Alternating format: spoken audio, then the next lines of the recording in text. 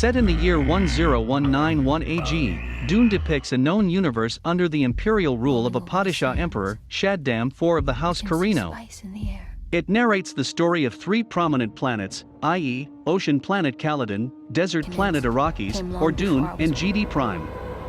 At the center of the conflict is the planet Arrakis, where a special hallucinogenic substance known as spice or melange is found. The psychoactive chemical expands consciousness and helps with faster-than-light interstellar travel. The general consensus about melange and its geriatric properties is that it bends space and time, but in reality, it works a bit differently. The Holtzman effect turns spice into an intergalactic fuel that stirs the universe as a whole. For the Imperium, the navigators of the Spacing Guild use spice to find safe paths between the stars. Without it, interstellar travel would be impossible, and thus the drug becomes the most valuable substance in the universe. The outsiders, Harkonnens of GD Prime, ravage Arrakis and harvest their spices to sell them to the Spacing Guild.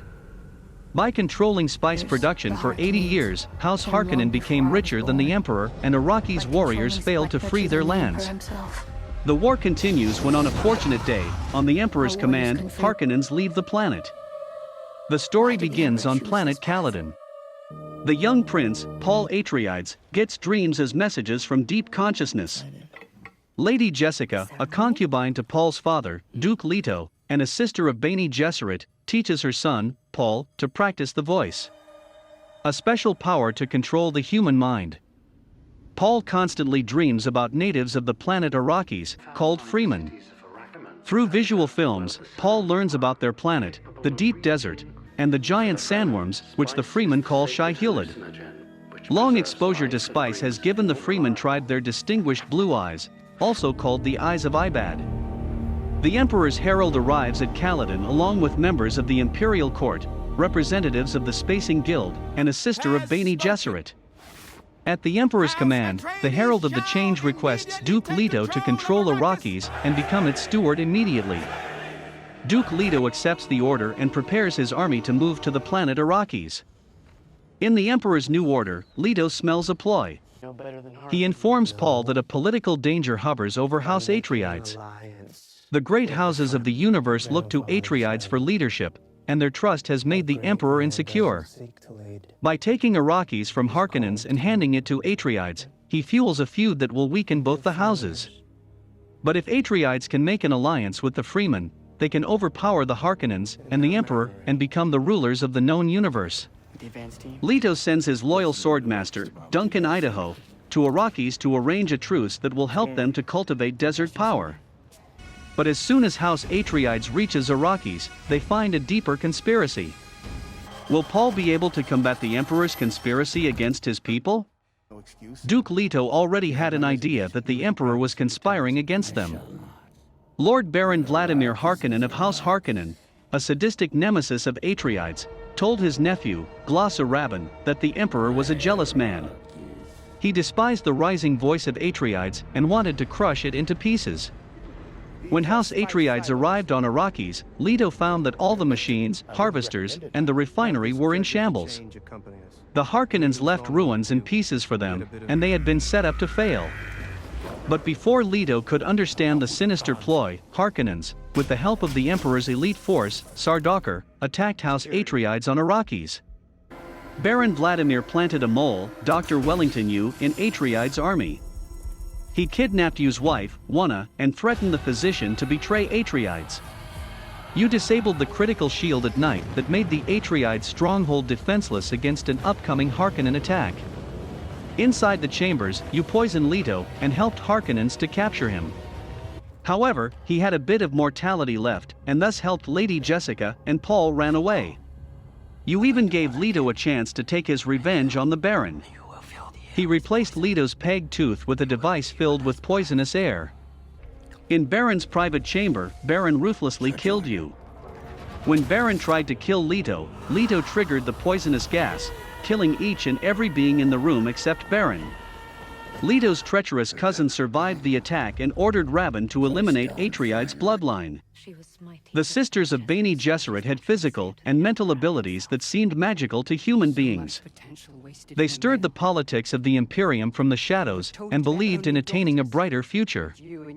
A holy reincarnation of the universe. Bene Gesserit has been carefully crossing bloodlines between different houses for thousands of years to bring forth a messiah, Kwisatz Haderach. Kwisatz Haderach, also known as the One or Lisan Algabe, by Freeman, would have a mind powerful enough to breach space and time, past and the future. He would lead the world into a better future. Mother Helen Mohian, leader of Bene Gesserit, had commanded Lady Jessica to bear only daughters to continue the breeding. But Jessica opposed the command and gave birth to Paul, believing he was the one. Helen Mohian came to Atreides to test Paul, and while she had her doubts, she had a little hope that Paul could be Kwisatz Haderach. It was why Helen made a pact with Baron Vladimir to spare Jessica and Paul's life during the Harkonnen attack.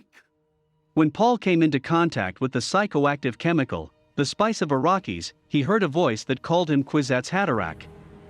Since then, Paul's vision intensified, and he consistently heard the voice. He even discovered a blade in Jessica's pregnancy, who would bear a daughter later in Dune 2. Paul opened a spice tank in the desert that suddenly gave him visions of an upcoming holy war spreading across the universe. The warriors of religion waved banners of House Atreides in Leto's name and worshipped his skull. In his visions, Paul saw an inevitable future. A holy war fought in his name that would cleanse the universe of the Imperium rule. If these visions and voices were true, Paul would probably take revenge on the Emperor for his betrayal. The chosen one, Kwisatz Haderach, Paul Atreides, would make an alliance with the Freemen and wage an imperial war on the Imperium.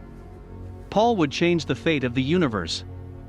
After strolling in the eternal desert, Paul and Jessica finally found a Freeman tribe under Stilgar's command. Stilgar agreed to take the betrayed wanderers to their sanctuary, Sietch Tabr. However, a fellow Freeman, James, opposed Stilgar's order and refused to believe that Paul was the chosen one, Lisan Algabe. He invoked the Amtel and challenged Paul for a duel. In his vision, Paul foresaw the duel's outcome, but yet decided to fight as it was their last resort. A voice told Paul that he must die for Kwisatz Haderach to rise. Chani, the woman Paul often saw in his dreams, gave him the crysknife made from the tooth of Shai-Hulud, a sandworm. Paul earlier had a vision that someone would give him a blade. It was Chani who helped him.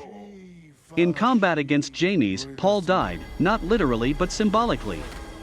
Paul had a moral consciousness and had never killed a man, but for Kwisatz Haderach to arrive, Paul's consciousness had to die. Paul shed his birth identity and killed James. He finally became the leader the universe wanted him to be. After the victory, Jessica requested Stilgar to smuggle them off to their home planet Caladan, but Paul refused.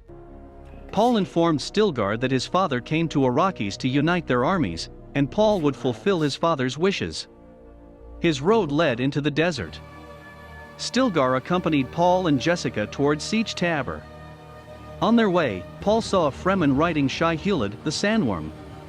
Through the psychoactive abilities of the spice, Freeman had special powers, also known as desert power. As Paul and Jessica witnessed the desert power, Chani concluded Dune, Part 1, quoting it as only the beginning. Dune Part 2 would follow Paul and Chani on their journey to save the universe from the Emperor's rule and unite the people under the Holy War.